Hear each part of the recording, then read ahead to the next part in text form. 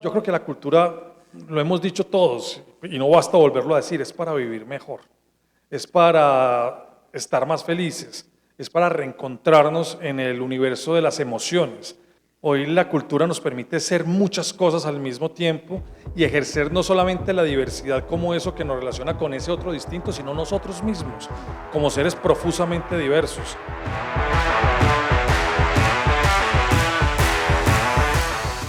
Buenas noches, buenas tardes, buenos días, porque además este podcast es el primero de una serie.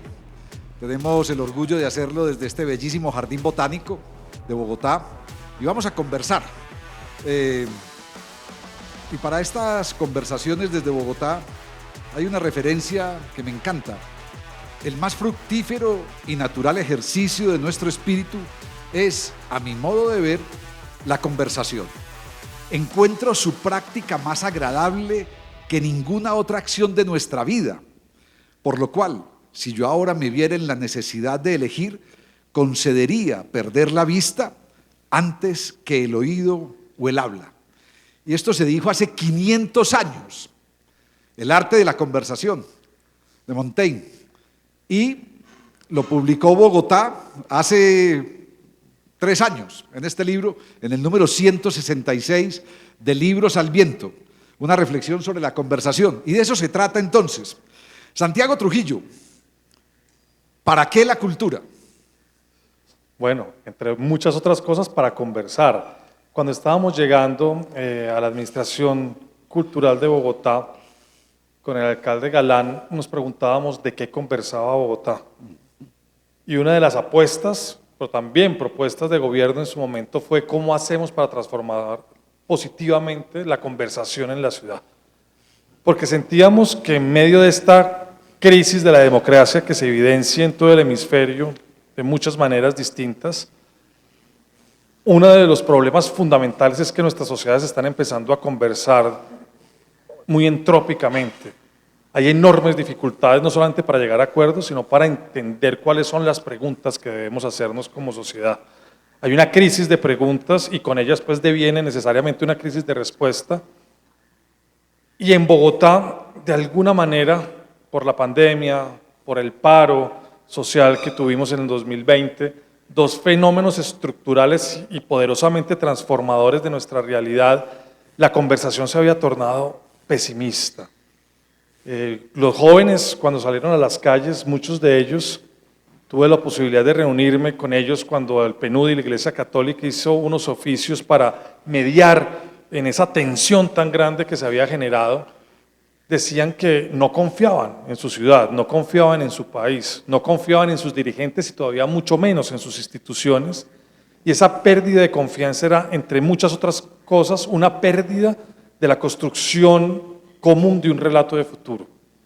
Y de lo que se conversaba era de eso, de esa sociedad imposible, de ese país imposible, de que no estaba cerca ninguna solución posible, de que era imposible llegar a acuerdos y que en esa construcción, pues la manifestación social era de rabia, de desasosiego, de desesperanza.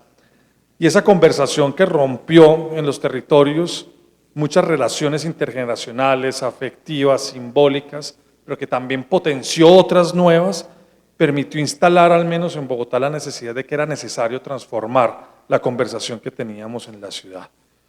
Creo que la crisis de confianza es una crisis que no solamente tenemos en Colombia, es una crisis que hoy habita el continente y que es una crisis que está sobre todo soportada sobre, yo diría, dentro de todas las crisis posibles, sobre una falta de construcción de coincidencias sobre los debates políticos que tenemos. Aquí decimos muchas veces que a veces lo que la política fractura, la cultura lo une.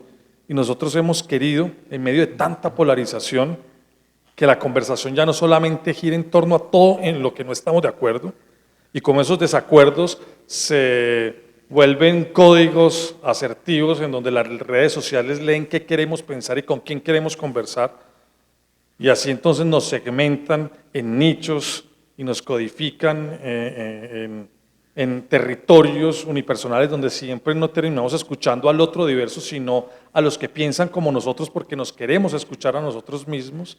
Y es justamente en esa anomia de una entropía comunicativa en donde cada vez nos escuchamos menos en la diferencia, en la diversidad, en donde hemos generado una intolerancia al otro, a ese otro distinto. Entonces creo que esa apuesta por la diversidad cultural en ciudades tan poderosamente diversas como las capitales de Iberoamérica, para que volvamos a conversar sobre eso que nos convoca, sobre eso que si bien nos diferencia nos permite no construir tensiones, que si las hay fantástico, porque no todos los conflictos son negativos, la gran mayoría de ellos, si se tramitan de manera afectiva y efectiva, terminan siendo muy potentes. ¿Cómo hacíamos para cambiar una conversación en Bogotá en donde todo estaba mal? Llevamos 10 meses, poco menos que Ana Francis, un mes, 10 meses de intentar, de procurar construir una nueva conversación en la ciudad. Entonces yo te diría de qué va la cultura, justamente de lo que acabas de citar, de procurar una mejor conversación en donde podamos encontrarnos esos distintos, esos diversos, para conversar de lo que estamos de acuerdo, pero también para tramitar de manera efectiva en lo que no estamos de acuerdo. Y de otro lado, yo creo que la cultura, lo hemos dicho todos, y no basta volverlo a decir, es para vivir mejor, es para estar más felices, es para reencontrarnos en el universo de las emociones, para entender que ese territorio del que habla Néstor García Canclini, y que me parece que es una metáfora muy interesante, un territorio social multilocalizado, establece que podemos ejercer nuestra ciudadanía cultural de maneras muy diversas. Hoy la cultura nos permite ser muchas cosas al mismo tiempo y ejercer no solamente la diversidad como eso que nos relaciona con ese otro distinto, sino nosotros mismos, como seres profusamente diversos. Yo soy, les digo, mucho más liberal hacia diciembre, mucho más conservador hacia principios del año, no solamente en materia económica, sino también política. A veces me doy cuenta, pero porque estoy así, soy mucho más progresista con mis amigos y tal vez no tanto con mi mamá y con mi papá, que mi mamá está en una nueva juventud, que yo mismo me siento ahora como ella conmigo hace 30 años, por favor mamá, detente. Y yo digo, bueno, es muy interesante porque finalmente ejercemos muchas ciudadanías y muchas maneras de ser, no somos una única sola cosa. Ya la coherencia no es ser irreductibles en no cambiar nunca de opinión. Yo creo que al contrario, hoy estamos en un momento en donde cambiar de opinión y tener el valor de hacerlo y de entender por qué las transformaciones de la sociedad también nos transforman, hace posible que eso que permite la cultura en una sociedad se active y es el movimiento constante. Creo que la cultura no puede ser un llamado unilateral a que nos quedemos quietos, a que no transformemos de opinión, a que nos quedemos siempre con las mismas convicciones, sino al contrario, a permitir que otras cosas entren a ser parte de nuestras vidas. Y eso va desde las ideas electorales que tomamos hasta las músicas que decidimos escuchar. Yo les confieso que me he venido reconciliando un poquito con el reggaetón y me cuesta trabajo. Y porque me han regañado cuando he hablado mal del reggaetón y pues no puedo hacerlo. Ya me he dado cuenta que tengo que abrir una puerta a esto así no me guste. Vengo de la música clásica, amo el jazz, toqué sinfonías durante muchos años como violinista de la orquesta sinfónica y tengo mi universo sonoro ahí, pero gracias, por ejemplo, a los festivales al parque, gracias a esa potente industria musical bogotana, colombiana, hoy me he dado cuenta que hay una buena manera de ejercer esa diversidad en mi propia experiencia vital y cultural, es, por ejemplo, abrirle paso a una cantidad de músicas posibles. Y creo que eso sucede como metáfora para otra cantidad de manifestaciones sociales que hacen que ya no solamente la conversación, sino la experiencia de vida en la ciudad, en el país, sea mucho más amplia. Hoy en el almuerzo, les voy a hacer una confesión. Alguien dijo, hombre, ¿qué pasaría si sentáramos a Santiago y a Jorge con un par de roncitos? Y dije, el podcast no demoraría 40 minutos como está previsto, sino 3 o 4 horas y de aquí estaríamos hasta mañana. Entonces sería encantador tener el roncito acá para la conversación que continuara. Hoy empezamos Cultura en Iberoamérica, conversaciones desde Bogotá. Y empezamos con Santiago Trujillo, actualmente es el secretario de Cultura, Recreación y Deportes de Bogotá. Es comunicador social, algo que poca gente sabe. Es especialista, hizo una maestría en estudios latinoamericanos, aquí mismo en Bogotá, en la Universidad Javeriana. Es violinista, hizo parte de la Orquesta Sinfónica de Bogotá, pero además fue subdirector de la Orquesta Sinfónica de Bogotá. Hoy está a cargo de toda la Secretaría de Cultura, que es la entidad que maneja además, desde donde se maneja el ecosistema institucional de Bogotá, y una de las entidades adscritas a la Secretaría de Cultura de Bogotá es el Instituto Distrital de Artes. Santiago fue uno de los creadores y el primer director del Instituto Distrital de Artes de Bogotá. Pero también fue director del Instituto, o asesor del Instituto de Recreación, del Instituto Distrital de Recreación y Deportes de Bogotá. En fin, ha sido mil cosas, hemos compartido experiencias muy interesantes. En plena pandemia hicimos un recorrido por todo el país digitalmente, en 12 subregiones, haciendo diplomados con el Ministerio de Cultura de Colombia, desde la Universidad Tadeo Lozano, donde Santiago dirigía la maestría en Gestión y Producción Cultural y Audiovisual, y otra serie de cursos desde allí. En fin, y además hoy tiene un reconocimiento especial de la Organización de Estados Iberoamericanos como uno de los expertos internacionales asociados a la OEI. Es nuestro invitado a Conversaciones desde Bogotá. Y para que conozcamos algo más de Santiago Trujillo, 7 preguntas para respuestas muy rápidas, Santiago. Muy rápidas. ¿Qué es lo...? Por allí no creen que seamos capaces de ir rápido nosotros. Somos paisas, eso es casi que... Somos paisas bogotanos, bien, en mi caso. ¿Qué es lo más disruptivo de tu trabajo? Lo más disruptivo de ser secretario de Cultura, tener que pensar todos los días qué vamos a transformar, qué vamos a innovar, qué buena noticia vamos a generar y en el propósito no fracasar, intentar lograrlo todos los días. De todos los proyectos en los que has estado hasta ahora, ¿cuál crees que ha sido el que más impacto ha tenido? La creación misma del IDARTES creo que fue una cruzada grande y un sector potente de la cultura de esta ciudad que permitió fortalecer la institucionalidad pública cultural de la ciudad. Y ahora, en este reto que tenemos de sacar adelante el sector cultura, recreación y deporte, creo que la estrategia Barrios Vivos, como proyección, como propósito, como sueño, como inspiración común, como la acción poderosa de territorializar los afectos y la acción cultural en los barrios de Bogotá, un poco como lo decía ahorita Néstor García Canclini, como permitió, por ejemplo, que en un país que venía desinstitucionalizando la cultura con Bolsonaro, hoy tuviesen en medio de la crisis de la pandemia el mayor recurso del presupuesto, es porque muchas veces las grandes apuestas y desarrollos de la cultura son a pesar de las políticas públicas, son gracias a ese tejido social comunitario que han construido los sectores. Entonces yo creo que le apostaría a eso. Ahí creo que me respondiste. La siguiente es, si hoy, en tu trabajo de hoy, solo pudieras elegir uno solo de todos los proyectos que están haciendo, esa pregunta complicada, ¿a cuál hijo querés más? Pero en este caso no es, si solo tuvieras presupuesto para hacer uno solo de los proyectos, ¿cuál harías?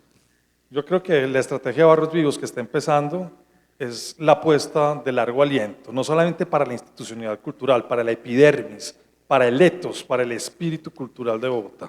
En estos tantos años, 25, 30 años de gestor cultural, de figura pública, académica, artística, de gestor público, privado, de todo, tu gran fracaso.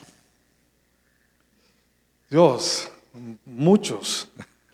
Finalmente, yo creo, a veces le digo a mis colaboradores, por favor, cuando empiece a delirar, díganmelo, porque no quisiera, como me pasó antes, dejar de escuchar a los buenos amigos que son capaces de decirte cuando este pequeño poder, que además es prestado y por fortuna lo es, empieza a confundir el ego. Yo por ahora, y tengo la suerte de que esta es mi tercera o mi cuarta vez en el sector público, de sentir que no hay nada más responsable en un funcionario, de sentir que aquí estamos es justamente eso, prestando un servicio público y que la responsabilidad que nos da la sociedad la tenemos que validar con humildad, con efectividad, con sinceridad y con honestidad. Y que si bien muchas veces la fuerza que da el ego del poder y de tener la responsabilidad de liderar procesos y equipos, pues nunca puede desorbitar la manera en que uno trata a las personas y la manera en que uno escucha al equipo con el que trabaja. Y alguna vez en el IDARTES cometí ese error y me enseñó tanto y espero no volverlo a cometer ahora como secretario de Cultura. ¿Quiénes son? Muy bien, es una maravilla, hablar de eso es fundamental. O sea, es lo único que les ha gustado a los del público, que es lo único que han aplaudido. ¿Quiénes son hoy tus referentes, Santiago? ¿En cultura? En cultura o en tu vida, ¿quiénes son tus referentes? Bueno, yo más que secretario de Cultura soy el papá de Simón Es, y eso me gusta mucho, sentirme padre, sentir que tengo un hijo con el que construyo un diálogo que es además poderosamente cultural. Todas las transformaciones, muchas de las inspiraciones, muchos de los sueños que se cifran en una gestión están muchas veces construidos desde el diálogo, desde la conversación con un hijo. Pero también obviamente admiro a muchos gestores culturales de este país. Te admiro mucho a ti, Jorge, admiro a Octavio Arbeláez, admiro a gran parte del equipo con el que trabajo. Siento que gestoras como María Claudia Parias o personas como David García, la una en el IDARTES, el otro en la Filarmónica de Bogotá, han hecho una labor poderosa para sacar adelante procesos culturales. Admiro a los músicos bogotanos. Yo que soy músico y que me eduqué con la disciplina de tocar un instrumento 5 horas al día, de intentar dominar el lenguaje, la técnica, de adentrarme en el universo sonoro de grandes compositores, cuando veo que aquí en Bogotá tenemos no solamente intérpretes, sino compositores que son capaces de innovar con la música de una manera tan poderosa, pues siento admiración. Meridian Brothers, Bomba Estéreo, Chucky Town, Las Añes, bueno, es que mencionar, es una tribu gigantesca de gente que está haciendo muy bien el tema en materia musical. Admiro también la resiliencia que el conflicto armado en Colombia le ha dado a los creadores de este país. Son creadores que no solamente hacen un uso de la conciencia social, histórica, política, para construir un lenguaje artístico desde cualquiera de las expresiones posibles, sino que lo hacen con una capacidad y con una generosidad que es realmente inspiradora y que enseña mucho.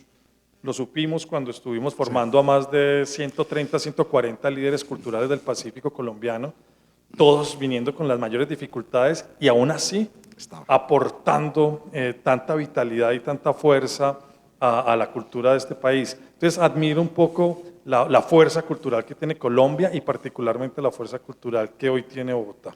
hay un espacio, me haces pensar, que lo sugiero para quienes estén viendo este video podcast, quienes nos estén escuchando en cualquier lugar y en cualquier momento en Iberoamérica, y es nombrar lo innombrable.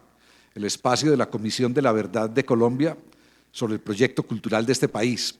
Y en nombrar lo innombrable hay múltiples voces de personas que, en palabras de Bernardo Toro, un gran referente además también para nosotros desde la comunicación y desde la acción social, en personas que están construyendo todos los días las epopeyas cotidianas en muchos rincones de Colombia y que desde sus proyectos culturales están transformando esas realidades cotidianas y están construyendo un sentido de paz que va más allá de lo institucional y que va más allá de lo que nombramos. Nombrar lo innombrable, búsquenlo en redes sociales.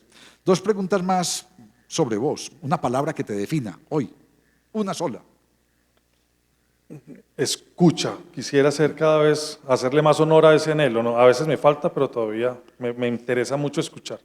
¿Y cómo te definirías profesionalmente hoy en tu trabajo cultural? Muy intenso. No, En los buenos y en los malos sentidos. Así te definimos los demás, muy intenso. Pero Sí, yo creo que es como apasionado, digamos. Eso, sí. Cambiemos esa palabra intensidad por apasionado. Sí. Me encanta este trabajo y me encanta hacerlo con el equipo que tengo y me encanta hacerlo para la ciudad que me ha acogido tantos años y que nos ha dado tantas cosas a millones y millones de colombianos y colombianas. Muy bien. Metámonos sobre hablar de Iberoamérica. Al fin y al cabo convocamos estas conversaciones desde Bogotá para hablar de Iberoamérica y en este encuentro, en este proyecto que se creó en la Secretaría de Cultura de Bogotá, para encontrarnos las ciudades desde los desafíos, desde las oportunidades, desde las posibilidades. ¿Cuáles crees que son hoy los retos, las oportunidades mayores que tenemos en las ciudades de Iberoamérica en relación con la cultura?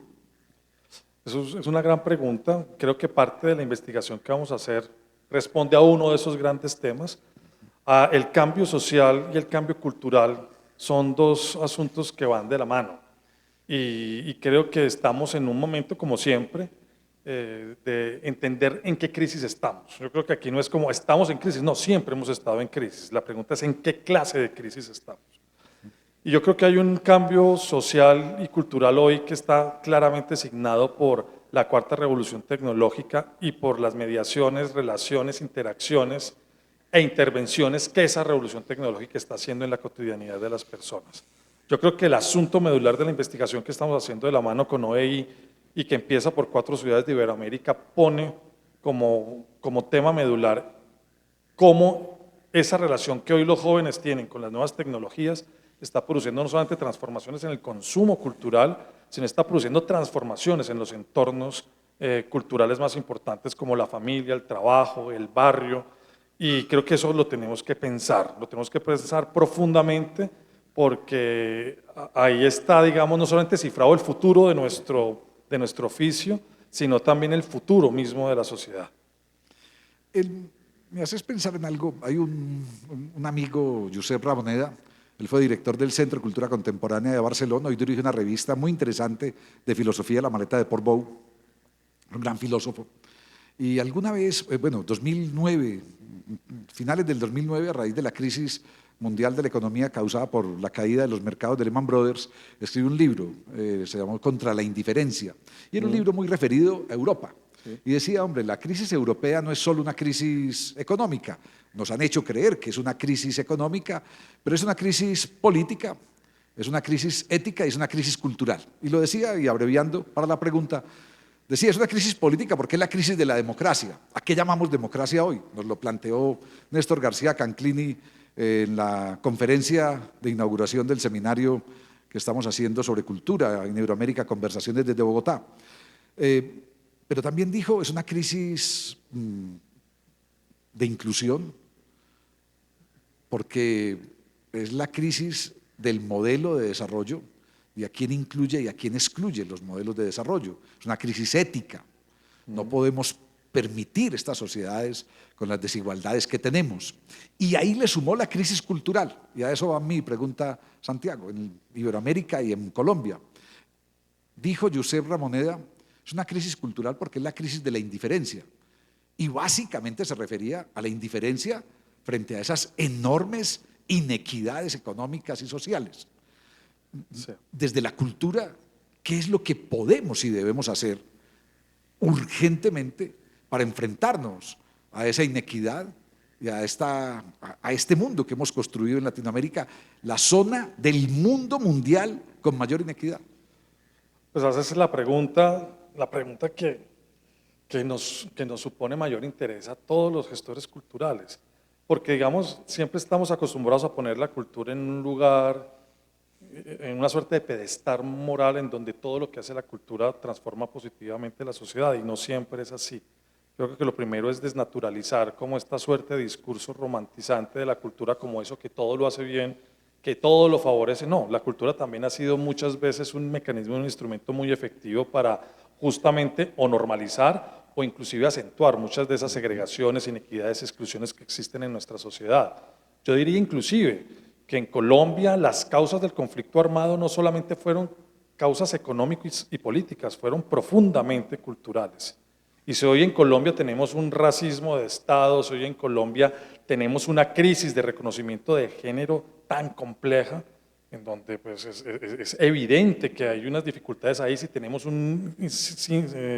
indicadores tan altos de feminicidios, o si todavía usted no sabe quién soy yo, identifica unos esquemas y unas estructuras culturales profundamente clasistas, tiene que ver justamente con que desde distintos dispositivos y valores culturales hemos normalizado la exclusión como una manifestación en donde ciertos grupos sociales se identifican para bien o para mal. Obviamente yo diría que para mal. Vencer esas segregaciones, vencer esas inequidades, vencer esas exclusiones es fundamental. Y uno diría entonces que el concepto de equidad no es solamente, o no se debería referir solamente al de la equidad racial o la equidad de género, sino también a la equidad de las narrativas, a la equidad de la manera en que nos nombramos. Uno ya no tendría que hablar solamente de la justicia en términos sociales o en términos ambientales, sino también de la justicia en términos culturales, porque la distribución desigual de los bienes, de los productos, de las prácticas simbólicas que habitan esta sociedad, pues genera unas brechas que hoy estamos sintiendo profundamente en nuestra sociedad.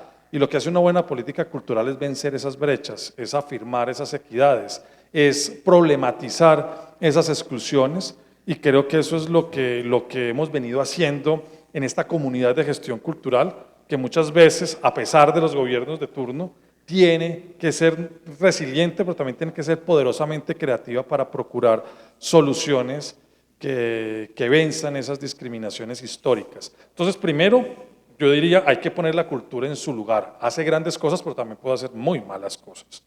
Pero por el otro lado, como estamos de ese lado en donde la cultura promueve una transformación positiva de la sociedad y construimos políticas culturales que entienden necesidades y que esas necesidades también permiten y desarrollan y dinamizan ciertas oportunidades, lo que nos corresponde ahora a nosotros como líderes del sector cultural en una ciudad como Bogotá es poner en escena todas estas apuestas que nos permiten sacar adelante unas, si se quiere, unas propuestas culturales que transformen positivamente esta ciudad. Estamos por ahí, hay como un ruidito por ahí de alguna conversación, pero bueno. Yo estoy feliz escuchando las ranitas, pero de Sí. golpe No, a veces aquí me distraigo si alguien empieza a hablar porque entonces se me va la... Sí. Tenemos concierto aquí de ranitas espectacular en pleno Sí. Jardín Botánico de Bogotá, en esta conversación desde Bogotá sobre cultura en Iberoamérica. Me haces pensar, Santiago, frente a esa necesidad de un mayor papel de la cultura en nuestras ciudades, ¿qué institucionalidad cultural necesitamos para enfrentar esos desafíos de la cultura? Bogotá tiene una muy buena institucionalidad cultural. Tal vez otras ciudades del mundo deberían venir a aprender o podrían venir a aprender, y creo que es parte de lo que hay que compartir. Porque, cierro la pregunta, la mayoría de las ciudades en Iberoamérica tienen grandes debilidades institucionales en cultura. Incluso todavía hay muchas ciudades importantes que ni siquiera tienen Secretaría de Cultura, o ciudades capitales como Santo Domingo en República Dominicana, una ciudad de 7 millones de habitantes, ni siquiera tiene una dirección o una Secretaría de Cultura. Sí, preocupa además cuando algunos presidentes tachan la cultura como no va al Ministerio de Cultura, no va a la Secretaría de Cultura porque eso no sirve o porque eso es innecesario. Sí, yo creo que yo diría que Bogotá goza de una buena salud en su estructura cultural, que ha sido el producto de luchas y de gestiones de un sector deliberante, activo, creativo, que ha pasado muchas veces de simplemente pensar que su relación con el Estado es una relación de resistencia a una relación más de incidencia. O sea que tenemos un sector organizado que ha aprendido a incidir en la toma de decisiones y que es copartícipe en la toma de esas decisiones. La creación del IDARTES es un claro ejemplo de eso. Pero además también siento que esta institucionalidad que en Bogotá nos pone hoy en el quinto o sexto lugar de la asignación presupuestal y que nos permite tener una base social de gestores culturales formalmente vinculados al Estado para agenciar los destinos culturales de la ciudad, debería aprender a ser más flexible. Yo creo que el Estado, no solamente en Colombia, sino yo diría en que toda Iberoamérica, dificulta mucho la labor de la gestión cultural, no entiende bien la gestión cultural. Todavía nos siguen pidiendo que hagamos procesos de contratación pública como si estuviésemos haciendo carreteras, sino como si estuviésemos haciendo festivales. La anualidad presupuestal no entiende los tiempos creativos de los procesos culturales. El paquete normativo sobre el cual se validan los negocios culturales parte de la desconfianza y no de la confianza. El volumen de trámites engorrosos hacen que la labor del gestor cultural muchas veces devenga simplemente en la auditoría de ciertos trámites procedimentales, pero no en el acompañamiento misional de los procesos creativos. Y eso hace entonces que la relación entre el Estado y sus comunidades sea tristemente vertical. Hay unos personajes allí que toman unas decisiones sobre qué se convoca, para qué se convoca, un sector que espera que le proponen a ver cómo construye su diálogo y su relato para relacionarse con el Estado de una manera vertical, y yo creo que eso hay que vencerlo. Por eso Barrios Vivos es un poco una propuesta distinta. No hacemos la cultura desde acá para ustedes, sino ustedes nos proponen qué hacer, construimos una conversación en donde en esa conversación generamos una negociación, no intervenimos, sino que interactuamos con el territorio y generamos una relación lo más horizontal posible, porque desde esa horizontalidad se construye confianza, pero además se construye conocimiento mucho más asertivo y funcional, pero además sobre todo también se logran mejores resultados. Entonces yo creo que estoy como en vías de entender que hoy no solamente basta una gran institucionalidad, porque es muy importante, sino que esa institucionalidad sea flexible, sea eficiente y sea capaz de resolver los problemas de la gente. Yo creo que la gente está cansada, no solamente en Bogotá, en Iberoamérica, de que le prometan tantas cosas, de que se construyan grandes discursos, pero que al final sea tan difícil concretar en realidades objetivas esos discursos que todavía siguen en unos terraplenes de jade allá en las alturas, en las entelequias discursivas, pero que le cuesta mucho trabajo a la realidad de la gestión pública aterrizar en grandes apuestas sociales, en grandes, si se quiere, productos, eventos, programas, políticas, procesos culturales. Esta conversación que se va a ver en cualquier momento y en cualquier lugar de este año, del próximo o de ahí en adelante en redes, esto se vuelve atemporal, la estamos haciendo el 5 de noviembre del año 2024 en la ciudad de Bogotá, en el Jardín Botánico. Y hoy mismo en una conversación que tuvimos con el equipo de la Secretaría de Cultura de la Brújula Cultural 2038, el Plan de Cultura de Bogotá para el 2038, en una conversación con la Secretaria de Cultura de Ciudad de México, con la Directora de Territorios y Diversidad de la Ciudad de Río de Janeiro, con una experta bogotana que vive en Nueva York, experta en gobiernos digitales, en fin. Decíamos que es muy difícil hacer un plan de cultura 2038 y amarrarlo, es decir, que tiene que hacerse un plan abierto con indicadores flexibles, con unas metas que puedan variar, porque es que el mundo varía, y más este mundo a la velocidad que va, que es, si somos tan estúpidos de hacer un plan con metas, indicadores y proyectos específicos al 2038, dentro de 2 años los órganos de control van a estar encima diciendo, ¿y esto por qué está variando? ¿Y esto por qué? Entonces, tenemos que encontrar una forma también fluida, utilizar los términos de Bauman, utilizar una forma fluida de planear la cultura y de insertar esa planeación en la planeación de lo público, porque somos muy rígidos y muy estáticos frente a problemas, pero también frente a oportunidades que son líquidas en la sociedad. Así es. Yo te diría que pues estoy totalmente de acuerdo. Siento que nos cuesta trabajo proyectarnos en el futuro y por eso los planes se vuelven muchas veces letras muertas que nadie consulta. Y además que están dirigidos sobre todo a los burócratas de la cultura, a los tecnócratas de la cultura, pero que le hablan poco a la sociedad. Hoy un plan de cultura tendría que ser capaz de hablarle a un niño de 10 años o a un joven de 16. A tu hijo. Un plan de cultura tendría que ser capaz de interpelar a las familias bogotanas y tener cosas para ellos. No es solamente un paquete de fórmulas con indicadores tecnocráticos para resolver cómo ejecutamos los recursos públicos de la cultura. No, un plan de cultura es un plan de cómo vamos a vivir culturalmente y cómo vamos a construir consensos sociales y culturales a través de las expresiones de las artes, o cómo vamos a reconocer el componente cultural que tienen nuestros problemas sociales. Pero nosotros hemos querido plantear horizontes, hacia dónde vamos, cuáles son los problemas que tenemos. Y sobre esos problemas, no solamente los culturales, los sociales, cómo podemos buscar soluciones culturales. Entonces a mí me gustaría que los planes de cultura, esos futuros culturales que estamos esbozando en las ciudades de Iberoamérica, sean apuestas culturales que convoquen a la diversidad de la sociedad. Creo que el sector cultural sucede en esta sociedad de especialización, en esta sociedad en donde cada sector construye sus jergas para comunicarse entre ellos, construye sus propios códigos, donde nos sectorizamos y casi que nos guetizamos un poco. Nos cuesta trabajo construir relaciones con otros sectores y entender cómo nos articulamos con ellos.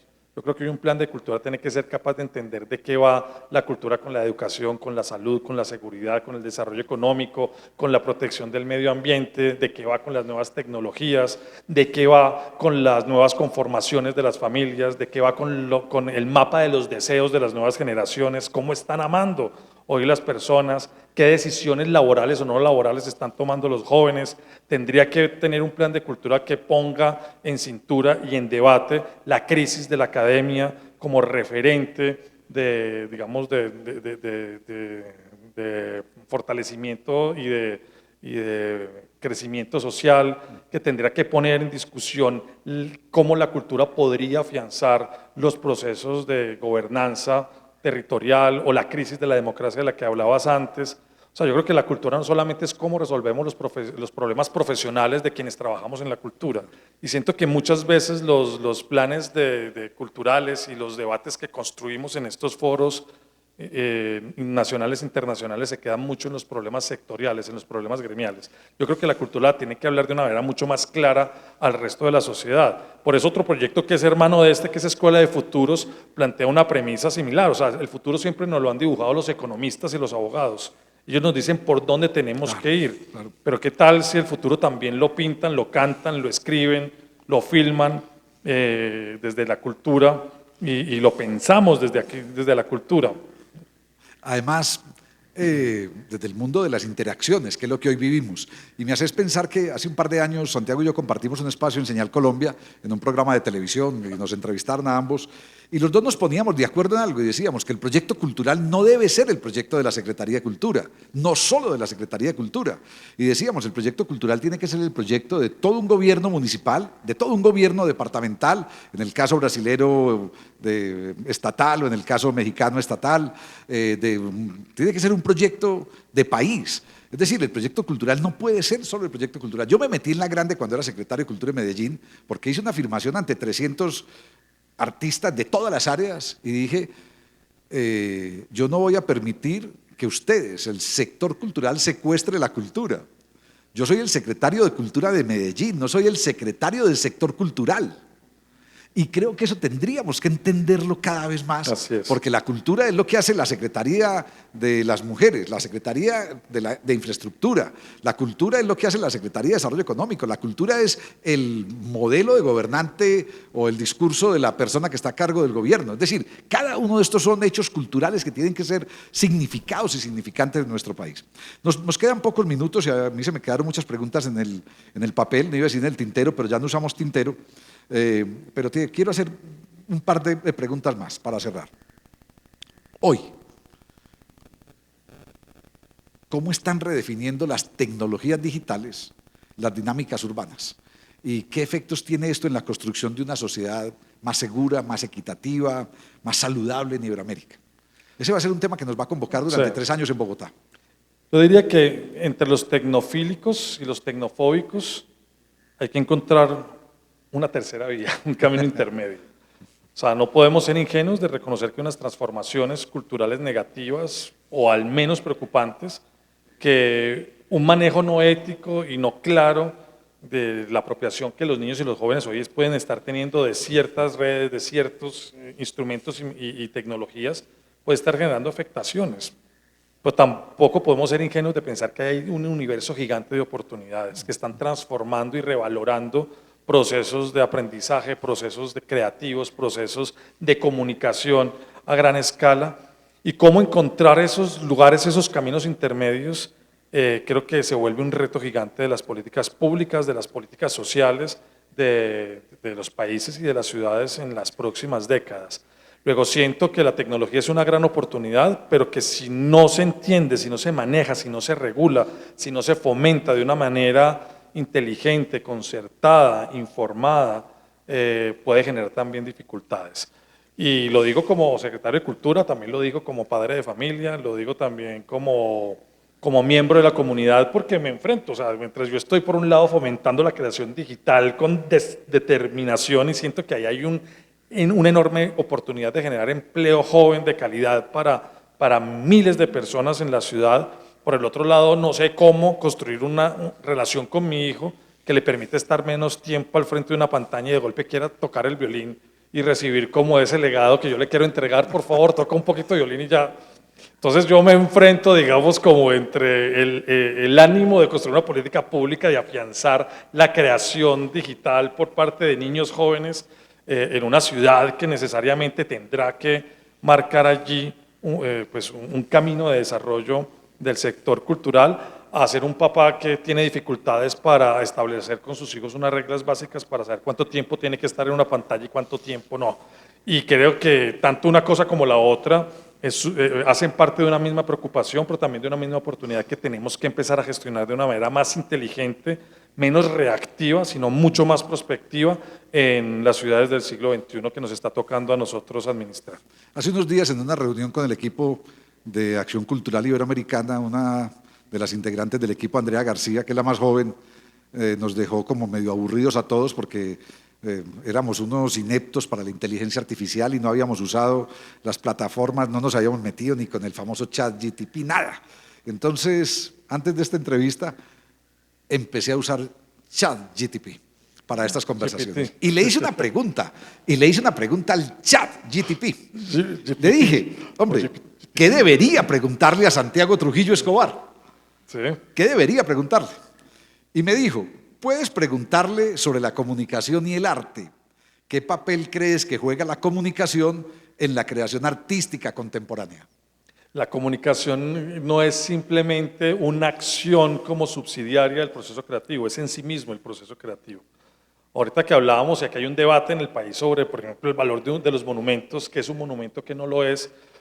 El monumento no solamente es la estructura física que se levanta de manera conmemorativa en un espacio público, es sobre todo la conversación que se genera alrededor de por qué hacerlo o no hacerlo, de por qué declararlo patrimonio o no. Y eso me parece que es fundamental. O sea, ya el arte no es solamente el hecho creativo del artista elaborando un objeto o poniendo en escena un pensamiento o generando una crítica social a través de una expresión artística, sino sobre todo la conversación que eso genera en la comunidad. Y creo que esa conversación, que es una palabra que en este primer diálogo aparece como protagonista, hace que los procesos culturales sean en sí mismos procesos comunicativos. Ya no solamente nos lo decía el maestro Canclini o el maestro Jesús Martín Barbel o Renato Ortiz en los 90s y a principios del siglo XXI, sino que nos lo dice hoy la cuarta revolución tecnológica, nada que no pase necesariamente por una mediación, una intermediación, una transversión comunicativa, no va a poder ser, digamos, incidente y transformador. Y si la cultura, si el arte transforma, es sobre todo porque tiene una enorme agencia comunicativa. Entonces yo sí siento que hoy parte como sustancial, esencial, no solamente de los procesos creativos, sino de los procesos de mediación cultural, pasan también por una estrategia y por una mirada comunicativa. Entonces yo siendo comunicador social y habiendo estudiado mucho estos temas, y al mismo tiempo al ser violinista es que es tocar violín, es comunicar algo. O sea, que son tecnologías antiguas. O sea, yo todavía pienso, ahorita que estamos en el Festival Reverso de Poesía, justo en este mismo instante hay un recital de poesía en la Biblioteca Julio Mario Santo Domingo, con poetas hablando desde distintas esquinas. Yo siento que tocar violín es un acto poderosamente poético y comunicativo. O sea, ¿cómo hacer para capturar en un pedazo de madera, con unas cuerdas que se frotan con unas cerdas milimétricas, un sonido que habita una caja sonora y que comunica una expresión, un sentimiento, un código que la humanidad lleva, no sé, tal vez casi 800 años construyendo, y que esa tecnología antigua que se construye en un sonoro temperado, que se pone en escena en un auditorio, permita comunicar un sentimiento, una época, un momento de la historia musical de la humanidad, el capricho de un compositor o el espíritu también como del intérprete que intenta sacar un sonido allí. Eso me parece que es poderosamente comunicativo. O sea, lo comunicativo no es simplemente lo tecnológico, lo contemporáneo, es una necesidad que el arte y la cultura ha expresado desde su proceso mismo de creación. Entonces siento que la experiencia cultural es una experiencia poderosamente comunicativa, y saber comunicar en las artes y en la cultura es saber hacer la gestión. Bien, dos preguntas para respuestas rápidas y cerramos. Empecé preguntándote para qué la cultura, para quién es la cultura. Para la enorme diversidad de lo que somos, también para lo que queremos ser. O sea, la cultura es para pensarnos el futuro, para reivindicarnos en el pasado y para vivir intensamente el presente. La cultura es para los ciudadanos, que se hacen ciudadanos cuando construyen su identidad desde la afirmación de sus convicciones, procesos, ancestros culturales. Pero también la cultura para esos que no les importa tanto la cultura, para las ranitas que están acá sonando alrededor del jardín botánico, que necesitan que nosotros podamos afirmarnos en unas prácticas culturales, en unos estilos de vida que nos permitan vivir cada vez en mayor armonía con la magia de los elementos y la naturaleza. Yo creo que la cultura es finalmente una posibilidad de convivir mejor entre nosotros, pero aprender también a convivir mejor nosotros con el resto de los elementos y de la vida que habita este planeta. Entonces siento que nos la estamos jugando mucho. O sea, nosotros no solamente construimos arte y generamos bienes, productos y servicios culturales, sino que sobre todo estamos aquí construyendo una ética de la civilización que nos permita convivir en comunidad con los similares, con los seres humanos, pero también con esta enorme diversidad de planeta tan maravilloso que tenemos que cuidar. Bien, y cierro con esta. Yo tengo la fortuna de trabajar mucho en Brasil y le jodo la vida a los brasileros y a las brasileras porque les digo que ellos tienen dos Paulos famosos, Paulo Coelho y Paulo Freire, y que tal vez parte de la crisis brasilera es que leen más a Paulo Coelho que a Paulo Freire, y que deberían leer más a Freire, que deberían leer La pedagogía del oprimido, La pedagogía de la pregunta y otras. A mí me gustan mucho las preguntas, cada vez me gustan más las preguntas que las respuestas. Entonces, Santiago, terminemos esta conversación desde Bogotá, terminemos este primer episodio del podcast, del videopodcast, además agradeciéndole a todo el equipo de la Oficina Asesora de Comunicación por hacerlo posible en medio de mil circunstancias, con una pregunta. ¿Qué preguntas te haces hoy sobre cultura desde el ejercicio que tenés como secretario de Cultura, Recreación y Deporte de Bogotá? ¿Cómo la cultura vuelve a estar en la prioridad de la vida cotidiana de las personas? A mí yo creo que la cultura y sus expresiones, particularmente las artes, y las artes que se producen en el territorio, en las bases sociales, en el barrio, en esa persona que conozco y no en esa persona que no conozco, que está en otro lugar lejano, sino esa persona que decide expresar su espíritu a través de las artes, de la cultura, ¿cómo lo puedo tener más cerca de mi vida? ¿Cómo hacemos para naturalizar mucho más a la cultura en la vida cotidiana de las personas? ¿Cómo está más presente la cultura en la vida de todos? Para mí eso es importante porque así digamos que la cultura está en todo. No, yo creo que al contrario, y lo decía también Canclini, con la pandemia y con muchos otros procesos nos hemos demorado en volver al teatro, nos hemos demorado en volver a leer un libro, nos hemos demorado en volver a ver una película completa. Yo todavía digo, Dios, o sea, antes me veía las películas de 2, 3 horas sin hacer pausas y ahorita con Netflix, una película que antes me la vi en una sola sentada, me la termino viendo en 3 semanas. Y yo decía, pero ¿en qué momento me pasó esto? Entonces, como que yo diría, ¿cómo hacemos para potenciar esas oportunidades que nos da hoy estas transformaciones hacia el futuro sin olvidar la magia poderosa de esa cultura que vivíamos más tranquilos, cuando le dábamos tiempo a la cultura de ser? Ahorita nos cuesta mucho trabajo darle tiempo a la cultura de ser y de hacer con nosotros lo que antes hacía. Entonces tengo a veces como una cierta nostalgia, quiero mirar el futuro, pero pues bueno, tal vez los años lo ponen a uno cada vez más nostálgico y quiero al menos, es mi propósito, volver a ver películas de principio a fin, leerme un libro en una sola sentada sí. Y dejar de hacer tanto zapping y de estar mirando tanto el celular mientras estoy en un momento cultural maravilloso. ¿Cómo hacer para que la gente deje el celular un poquito al lado cuando tenga un concierto sinfónico o cuando esté leyendo un libro, cuando esté viendo una película de un director que vive en su misma ciudad? A mí me parece que eso es una de las apuestas principales que nosotros tendríamos que hacer como gestores culturales. Cultura en Iberoamérica, conversaciones desde Bogotá. Feliz noche, feliz tarde, feliz día para todos y todas. Muchas gracias.